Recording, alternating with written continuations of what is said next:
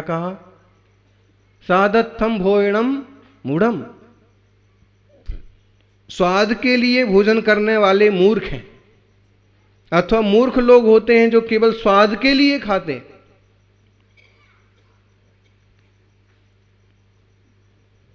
जीवनत्थम आवश्यकम, जीने के लिए भोजन करना बहुत जरूरी है। समझदार लोग होते हैं वो जीने के लिए खाते हैं। साहनत्थम किदो धम्मो, साधना के लिए भोजन करना धर्म है।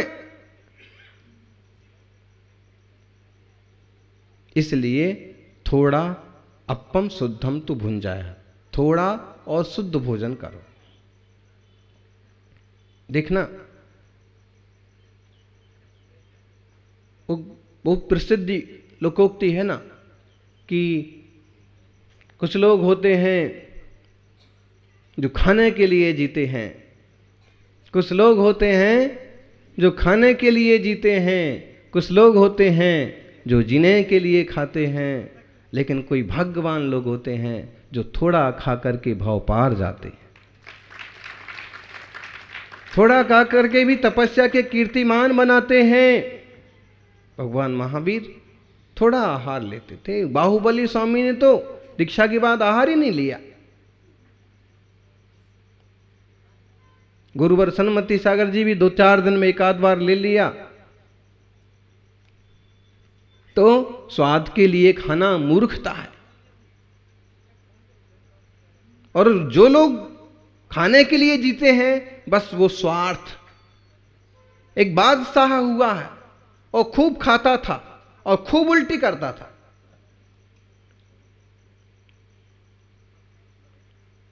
जितना खाता था वो बमन करता था। उसको स्वाद इतना लालची था कि पेट में से वापस निकालो फिर दूसरी चीजें खाओ, फिर निकालो फिर खाओ। पाचन तंत्र से तो पचता नहीं था, उल्टी करता था। कैसे बेवकूफ लोग हो गए हैं। आज भी है कि पहले कुछ भी खाते हैं और फिर पचाने के लिए कायम चूर्ण। एक उपास कर लो, हाँ, पेट सफा भी नहीं लेना पड़ेगा और पेट साफ हो जाएगा। एक उपवास कर लो या जलोपवास कर लो या फिर एकासन कर लो, कंट्रोल हो जाएगा। लेकिन स्वाद नहीं छूटता। और फिर उसमें कोई मुफ्त में मिल रहा हो कहीं तो फिर तो मुफ्त माल दिले बेरहम।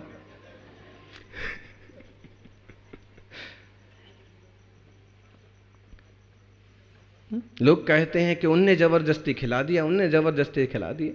अरे भाई, उनने जबरदस्ती खिला दिया, खिलाने वाले वो थे, पेट तो तुम्हारा था। तुम्हें तो ध्यान रखना था कि क्या खा रहे हो और उसका क्या परिणाम होगा। लेकिन अपना लालच, अपना स्वाद नहीं छूटता है। कुछ लोग होते हैं कि खाने के लिए जीते हैं, वो एकदम संसारी।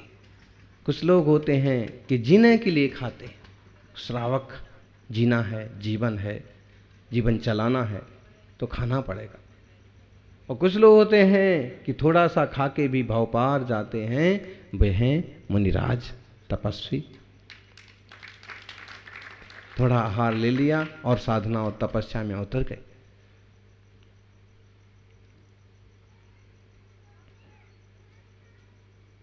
स्वाद के लिए भोजन करना मूर्खता है। स्वाद स्वाद मत देखो। जो स्वाद देखता है उसका स्वास्थ्य बिगड़ जाता है, और जो स्वास्थ्य देखता है वो स्वाद पर ध्यान ज्यादा नहीं देता है। जितना ज्यादा चिकना चिकना खाओगे उतना ज्यादा चिकना चिकना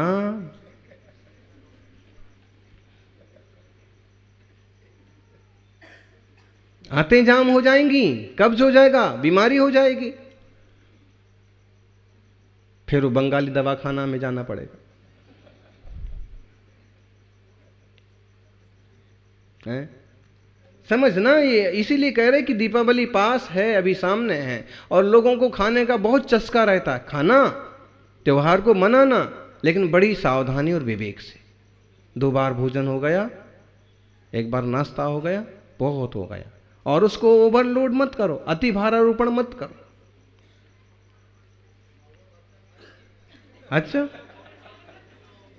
जो भी देखो, अब सब प्रांतों की, अपने देश की ये विशेषता है कि यहाँ के व्यंजन भी तरह तरह के और अलग अलग तरह के, और वो प्रायः करके देश परिस्थितियों के हिसाब से, बिल्कुल उस बागड़ के हिसाब से और बुंदेलखंड के हिसाब से कि अमुक प्रांत के हिसाब से वहाँ के जो मेनूज हैं, सिस्टम्स हैं, वो अधिकतम सही हैं।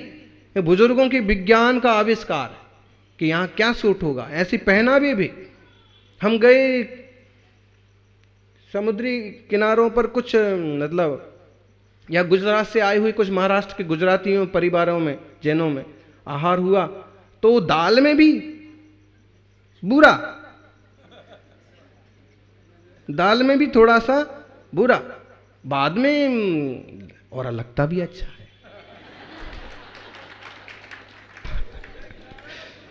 लेकिन एक बात ध्यान रखो, वो इसलिए उनको जरूरी था कि प्रायः करके समुद्री किनारों का, एक तो समुद्र के कारण से पानी खारा होगा, शरीर में लवण की मात्रा नमक न खाने से भी बढ़ जाएगी, और मीठे का बैलेंस रखना जरूरी है। तो यूं मिठाई, सबके लिए इतनी ढेर सारी मिठाई उपलब्ध नहीं होती है, लेकिन चुटकी भर शक्कर दाल में कोई भी डाल सकता है और उससे बॉडी मेंटेन हो सकती है। तो ये सिस्टम है। अब यहाँ का आपका है मावा पापड़ा जो भी है, तो देखो ठीक है, ठंड के दिनों में चल भी जाता है, लेकिन मावा ज्यादा खाओगे तो आंतें जाम हो जाएंगी। अच्छा,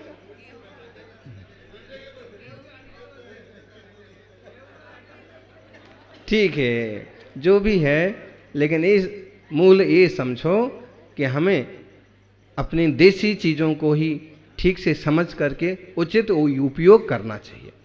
कम से कम विदेशी वस्तु खाने की तो यूज नहीं करना चाहिए। पता नहीं लोगों की बुद्धि कैसी हो गई है कि वो फास्ट फूड क्या है, बताइए क्या है, सब रूखड़ी सुखड़ी चीजें, और उसमें भी क्या पड़ा है उसका भी कोई ठिकाना नहीं, और नाम सब बदल गए हैं। फ्रैंकी, एक अम्मा बोली महाराज फ्रैंकी, फ्रैंकी में क्या है बताओ, हैं? फ्रैंकी मतलब क्या, क्या होता उसमें? अरे तुम लोगों ने आज सीखा और ये बाजार के नाम आज आए हैं, हम तो बचपन से खाते आए, जब ये नाम भी नहीं आए। तो आप लोग भी बड़े बड़े लोग हैं, क्या करती थी माँ कि अब साग कब बनेंगी और दाल कब बनेंगी, इसलिए जो रखा है अचार मिर्ची उसमें ऐसा कुछ गोल गोल घुमा के मिला के रोटी को यूं फोल्ड करके लाओ बेटा खाओ आराम से, बन गई फ्रैंकी। अब तमाशा करने की जरूरत है इसमें है। और फिर वो जो बनते हैं क्या, पिज्जा पिज्जा पिज्जा क्या बोलते हैं, जो भी है, ये अपने ही जो बनता है क्या नाम से, वो कारी रोटी, नाम कुछ रख दो, और इसमें कुछ तो देसी चीजें हैं, लेकिन विदेशी जो चीजें हैं जिनमें कुछ मिलाया है, क्या मिलाया है, उसका क्या असर पड़ता है, उनके प्रति ज्यादा झुकाव नहीं होना चाहिए। चाइनीज के प्रति बहुत ज्यादा झुकाव नहीं होना चाहिए। चाइनीज है और विश्वसनीय व्यक्ति ने यही बनाई है, घर में माँ ने बनाई है उसी तरह की कोई डिश, तो बात अलग है। वरना चाइना की वस्तु बोल के ले रहे हो ना, तो अभक्षी खा रहे हो। फिर तो स्वाद के लिए नहीं खाना, जीवन के लिए खाना एक तरह का धर्म है, धर्म ध्यान होगा। और साधना के लिए खाना, जीवन जीने के लिए खाना तो जरूरी है, ना खाएंगे तो टपक जाएंगे। 24 घंटे में 48 घंटे में एक बार भोजन जरूरी है। चूंकि अपन शुद्ध आत्मा की तरफ से विचार करो तो आत्मा का स्वभाव कोई भोजन करना नहीं है, अनशन स्वरूप है। सिद्ध जो हो गए हैं भगवान, उनको कुछ भी खाना पीना नहीं लगता, अरहंत अवस्था में कुछ भी खाना पीना नहीं लगता। वास्तव में ये उपाधि है ना सारी देह की, विकारों की, इसलिए हमें चाहिए, हमें खाना। अच्छा, जब हम इस देह के पराधीन हैं तब तक हमको खाना ही पड़ेगा, चाहे 48 घंटे में खाओ कि 50 घंटे में खाओ, एक आध दो बार कुछ डालना पड़ेगा, नहीं तो ये फिजिकली बॉडी डिस्टर्ब हो जाएगी। इसीलिए फिर ज्ञानी मुनिजन क्या करते हैं कि सिर्फ देह चलाने के लिए जैसे गाड़ी में ओंगन लगाते हैं। ओंगन समझ में आया? आज कल अपन उसको क्या बोलो, लुब्रिकेट्स, क्या बोलोगे, जो भी बोलो, चिकना, ताकि पहिया चलता रहे। वैसे ही गाड़ी चलती रहे, इसलिए मुनिराज आग। गुरुवर सन्मति सागर जी को देखो, जैसे उपास करते थे 8-8, 10-10, और फिर थोड़ा सा ले लिया, फिर 2-4 दिन के लिए फिरे, 1-2 दिन के लिए फिरे, और वो भी देह दृष्टि करके नहीं, सहजात्म दृष्टि, सहजात्म स्वरूप हो। हाँ, तो ये धर्म है। अब गजब की बात सुनोगे, मुनिराज जब आहार को निकलते हैं ना, तो आप देखते हो भगवान के सामने भक्ति करते हैं। और भक्ति में कैसे शुरुआत होती है? 2 भक्ति होती हैं, सिद्ध भक्ति और योगी भक्ति। मालूम है उसकी विज्ञापन, उसकी शुरुआत कैसे होती? उसकी शुरुआत में क्या बोला जाता है? अथ आहार प्रत्याख्यान निष्ठापन क्रियायाम पूर्वाचार्यानुक्रमेण सकल कर्म क्षयार्थम भाव पूजा वंदना स्तव समितम सिद्ध भक्ति कायुसर्गम करो में। हम आहार प्रत्याख्यान जो कर रहा हूं मैं, ये भी ना सकल कर्मों को क्षय करने वाला है। मतलब आहार करने जा रहे हैं, और उसकी प्रतिज्ञा में भी क्या है कि भोजन जो है, आहार चर्या है, जो मुनियों की आहार क्रिया है, ये भी कर्म क्षय में निमित्त है। अथवा मैं भोजन करने जरूर जा रहा हूं, लेकिन सकल कर्म की क्षय में निमित्त बने ये भोजन। अब भोजन से तो कर्म कैसे क्षय होंगे? हैं? सीधे सीधे आप दाल रोटी साग यूं सी तपेली में भर के रख दो तो कर्म क्षय होंगे? नहीं होंगे। और खा पी करके सो जाओ तो होंगे? नहीं होंगे। क्षय कैसे होंगे? कि अगर थोड़ा सा भी अन्न लेकर के इस देह को चलाया, तो उससे कई गुना आत्मदृष्टि संपन्न होना, स्वरूप संवित्ति वाला होना, तपस्या ज्ञान ध्यान वाला होना। तो इसलिए धर्म कहा है भोजन करने को भी। इसलिए थोड़ा भोजन करो, कम खाओ, गम खाओ, नम जाओ। कम खाना, गम खाना, ना हकीम के जाना, ना हाकिम के जाना। मतलब कम खाएंगे तो हकीम के यहां नहीं जाना पड़ेगा। हकीम मतलब डॉक्टर, वैद्य। डॉक्टर की जरूरत होगी तो वही आएगा अपने पास।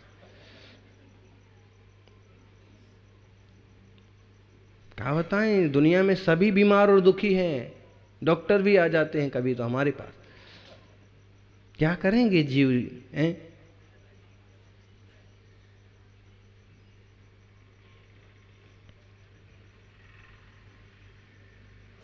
कम खाएंगे तो डॉक्टर के पास नहीं जाना पड़ेगा, और गम खाएंगे तो हाकिम का मतलब होता है न्यायाधीश, वकील। कहाँ है वकील? हाँ, तो आप गम खाओगे तो वकील के पास भी नहीं जाना पड़ेगा। इसलिए सही है, बहुत ज्यादा बोलते ना वो, एक बार खाए सो योगी, 2 बार खाए सो भोगी, 3 बार खाए सो रोगी, बार बार खाए पता नहीं क्या ढोंगी। क्या बोले? 3 बार वाला तो रोगी हो गया, उसके बाद क्या आया? एक बार खाए योगी, 2 बार खाए रोगी नहीं भोगी, और 3 बार खाए रोगी, बार बार खाए पता नहीं उसकी दशा क्या होगी। सही बात है। भले लोग कुछ भी चरते रहते हैं बकरी की तरह। उस दिन वो अघोरी बाबा, वो चूंकि वो सीखने की भावना रखते हैं, तो भी एक प्रश्न किया और हम उसका पूरा जवाब समय नहीं होने से नहीं दे पाए। लेकिन वो कहने लगे कि हम बिना खाए बिना भोगे कैसे तृप्त हो सकते। इसलिए भोगना, खाना, सब चीजें यूज करना बहुत जरूरी। सच कहें ना तो लोग समझे ही नहीं। जैसे एक अघोर साधना है। अघोर साधना का मतलब जो लोगों ने कर डाला ना कि कुछ भी खाओ, कुछ भी करो, कुछ भी बोलो, तो वो अघोर कहलाएगा। वो तो एक अनाड़ीपना हो गया। नहीं तो वो आता है रिद्धियों में, अघोर ब्रह्मचर्य, अघोर तप रिद्धि। अघोर का मतलब है कि जिसकी कल्पना सामान्य लोग नहीं कर पाए। जैसे आचार्य सन्मति सागर जी का उदाहरण ले लो, जो आंख से देखा है। बाकी तो बड़े बड़े साधक भी चौथे काल में हुए हैं। बाहुबली स्वामी साल भर ध्यान में, ब्रह्मचर्य में, उपवास में खड़े रहे।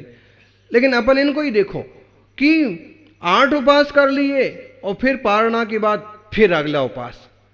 श्रावक सोचता और देखता रह जाता कि ऐसा इनको जमता कैसे है, खाते तो कुछ नहीं है। अघोर मतलब जैसे जिसकी कल्पना सामान्य लोग ना कर पाए और उनकी उस तप के प्रति बहुत ज्यादा स्वीकारता हो, आसक्ति हो। और अघोर का मतलब ये भी हुआ कि अब वह किसी भी चीज में राग, द्वेष या विषमता का भाव नहीं करता है। उसकी दृष्टि में सब सम है। और सब सम है का मतलब ये नहीं कि वो रोटी पूड़ी भी खाए और बिस्ता भी खा जाए। इसका मतलब ये नहीं। फिर इसमें इतना तो बोध जरूर रखा जाएगा कि खाने योग्य ही चीज खाई जाएगी और कुछ नहीं खाया जाएगा। तो ये है कि हम ना खाएंगे ना भोगेंगे तो तृप्त कैसे होंगे। तो अब उत्तर तो कभी आएंगे तो देंगे। लेकिन आपको बता देते हैं कि हम खा करके, पी करके, भोग करके तृप्त नहीं हो सकते। कोई भी व्यक्ति भोग भोग करके आज तक तृप्त हुआ हो, एक आध नाम बताओ। हैं? ओशो जरूर कहते हैं हाँ कि भोग लो तो तृप्ति हो जाएगी। उनसे ही पूछो कि कितना भोगने के बाद कितनी तृप्ति हुई है।